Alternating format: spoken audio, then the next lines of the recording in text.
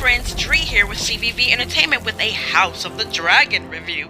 As you can see with my clothes getup, I am a huge fan of this type of content. Sci-fi, fantasy, and action. Oh, how I love it. And House of the Dragon absolutely excites me. Let's dive right in. Season 1, Episode 2 review. Oh my gosh, I so love this episode number 2. So, in my opinion, the overall sentiment of this episode was that how women have to prove themselves, right? That is what I saw. So, of course, when you look at Rhaenyra, who is, in waiting as the heir, as she's been crowned to be the heir, she goes back to doing what her regular job. So what was so interesting, there was two things interesting on the topic, on the sentiment of women having to prove themselves. So the first thing that comes to mind was when she was, amongst the council, and she was pouring the drink into their cups. But you know what is so great about this is that it's like Rhaenyra is a fly on the wall. And I'm thinking that was this strategically written for that purpose? And even in real life, right? If you think about it, sometimes if you've ever been, maybe you're not at the top, but you are in the room. Okay. And because you're in the room, you are hearing conversations from those people who are at the top, and you're learning, even though you may be totally doing something unrelated. So that is what I'm seeing in this particular scenario. Rhaenyra is, of course, doing her regular job, but she's listening in. Now, here's the thing. Of course, we know that Rhaenyra is still young, right? But she kind of, and it's depicted when she kind of interjects her opinion. And then, the people in the room kind of look at her, and, as the way it was written, and the way it was acted out, it was so brilliant. The men in the room, right, are thinking, maybe Rhaenyra can find something else to do. Her father is so sweet, and I know that he sees all the potential in her, and I'm sure he's thinking, not just yet, just slow down. So that was that episode. Again, it's like Rhaenyra is having to prove herself, to prove that, listen, Dad, I got a great idea, and this is how this could work. Another segment in episode 2 that I think really speaks to the sentiment of women having to prove themselves was when Rhaenyra was approached by Rhaenys. And they had this one-on-one discussion, and pretty much, Rhaenys, as you know, she was overlooked to be crowned, and so as you can see, she's a seasoned woman, and perhaps she has just chalked things up to, you know what, men would rather see things go down in flames than to put a woman on the throne. But then she sees that Rhaenyra is named heir, but she approaches her and talks to her kind of like a one-on-one, like, listen, girl, let me just tell you what it really is, okay? Don't get too comfortable, because they really don't have any intentions of you really ruling. Now, here's the thing, and the reason why I think that scene is kind of powerful, because if you think about it in real life, okay, so women, not always will you be approached by another woman who will be in alignment with your thinking and empower you, and your vision, and just support you. Some will, but some won't. And it could be for various reasons, like in this scenario, maybe Rhaenys is just salty and she's just throwing some shade, but wow, what a powerful comeback that Rhaenyra gave. She said no. Something to the effect, I'm paraphrasing, of course.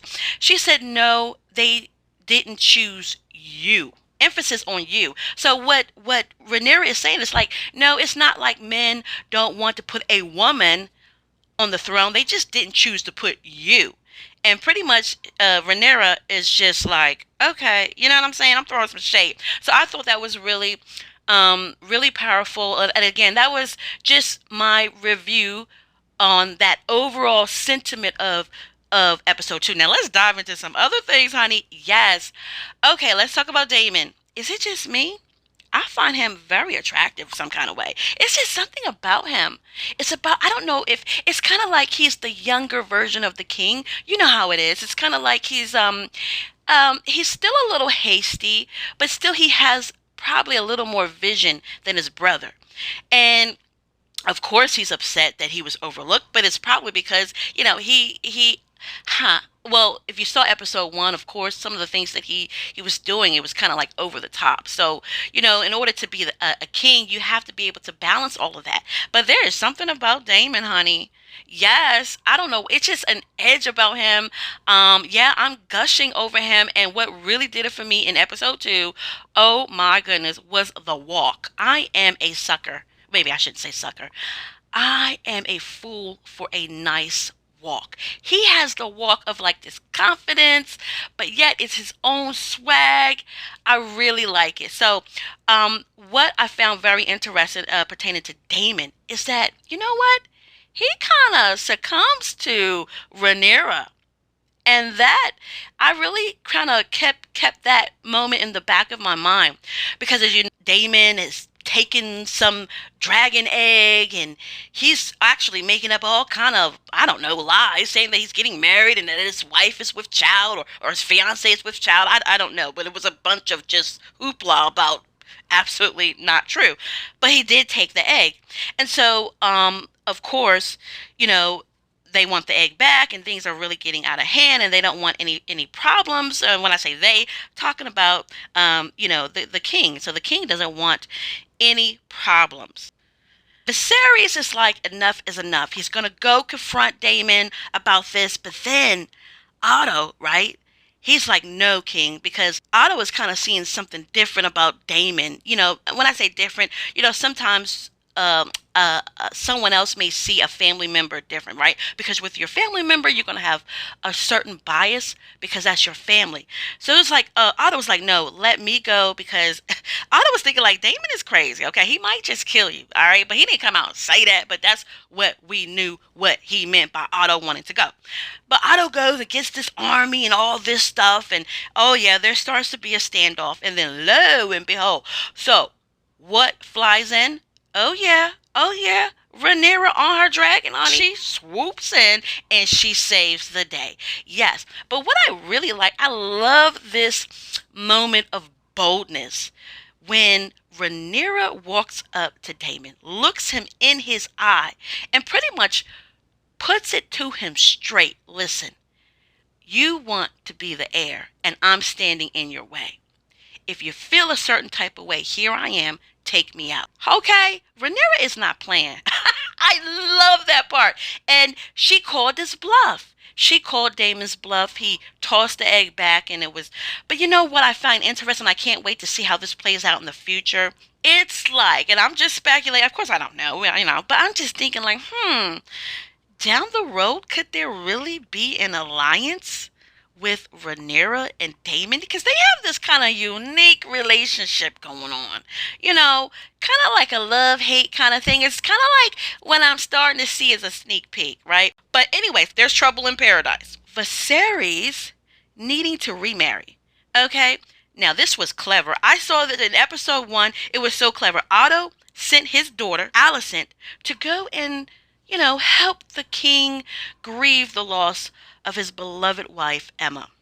It was so well done, because you could tell that Alicent was not comfortable with that, but she knew that her father was telling her to do that for a larger reason.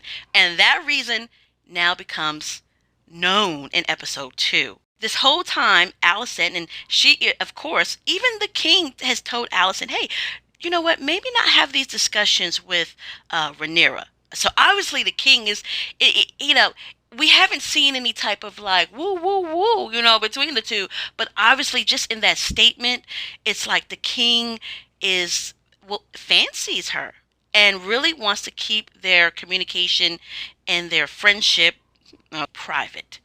But what was so interesting is also because, Alicent has the king's ear, and the king has Alicent's ear, and the king knows that Alicent is friends with his daughter Rhaenyra. So it was so clever the way that they wrote it for the king to kind of relay a message to his daughter, to kind of open up communication since the death of Emma. I think it's all gonna come together, which it did, to Rhaenyra. She's probably thinking, once she heard who her father chose to marry, and I'll get to that, she probably started to understand like, okay, so all this time you've been okay hanging out with my dad. Okay, so is everything you've been to me real or what? So, anyways, Viserys needs to remarry. And here comes Corals, all right? Corals Valerian with this proposal for him to marry his what? 14-year-old daughter. I was a little uneasy watching that part. I was like, okay, I'm trying to understand. Maybe this is probably how it was done back in the day, but the stark contrast between when they showed this little girl, walking beside Viserys, who was a, very seasoned man, and then, of course, she tells Viserys all kinds of things like, if was the, I don't want to say groomed. I hate to, but essentially that's what I mean. She was groomed by her father on what to say to him, and saying, I will whatever, or, our unity will secure the kingdom. And then she says, my mom told me I don't have to bed you until I'm 14. So excuse me, she's under 14. And I thought, oh my God, this is weird. Okay, I'm not gonna lie, it was weird. It was difficult to watch. Like I'm not feeling that.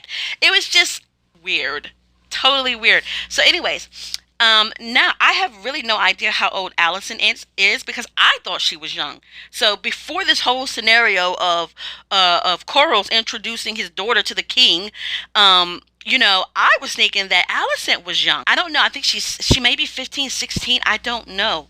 And anyways, to everyone's surprise, of course, Viserys chose Allison to be his next wife. And that's where the kind of genius of Otto comes in, right? Because he knew this because Otto lost his wife. And the thing is, he, as a man, understood the feelings he was having, the emptiness and probably the loneliness, and at some level, really no one to talk to because, when you're at that type of level, who can you talk to? Who can you really trust? Who can be a confidant? So, knowing this, Otto immediately sent Allison. I think was it the same night or the night after that Viserys' wife passed, sent Allison in to start befriending the king. And lo and behold, it worked. It worked. Now I don't know what's going to happen. Okay, I don't know. I have my ideas of. I mean, come on. Eventually, it's my opinion. I don't know. Okay, this is just my opinion. Eventually, we know Viserys is going to go. All right, but what I did also watch the previews for the next episode, and I'm curious. Did y'all see that? Was it Damon that got an arrow to his chest? I don't know. It went so fast, and I'm like, I know y'all can't be removing Damon from this movie this soon. You just can't because I need to see Damon with that walk. You know what I'm saying? So, anyways, I hope you enjoyed this review. I'm a total fan. I'm so excited. I can't wait to see what happens next. Oh, and last, okay, I promise you this is the last thing. Of course, it's the most important thing because as I talk about what's going to happen, what to expect in episode 3, which we don't know, is that because Viserys refused to marry this little girl, okay, Coral's little girl, he's super mad. But here's the thing, but because Corals is so also powerful, not as powerful as the king, maybe somebody might argue that, but uniting those two families would be ideal. It would make a strong, strong, strong partnership for years to come. So that didn't happen. So now, okay, Carl's is salty too. He's salty now. He's done reached out to Damon, honey, and he's plotting with Damon, saying, "Hey, listen, we both are outcast here, and what we need to do is X, Y, and Z." And I can't wait to see what that X, Y, and Z is in episode 3. Anyways, thank you so much. I hope you are enjoying House of the Dragons like I am. I'm excited. You can hear it in my voice. Yes, I look so forward to sharing more of these reviews. Please feel free to post your comments honestly if you want to. Let's get a conversation going. I mean, this is just, it's been a while since I've watched an episode like this that I'm excited to just, oh my gosh, like I just so wish this came on twice a week. I have to wait all the way till Sunday. Anyways, thank you so much, HBO, and shout out to House of the Dragons. This is so exciting. This is Dree, and I will see you next time.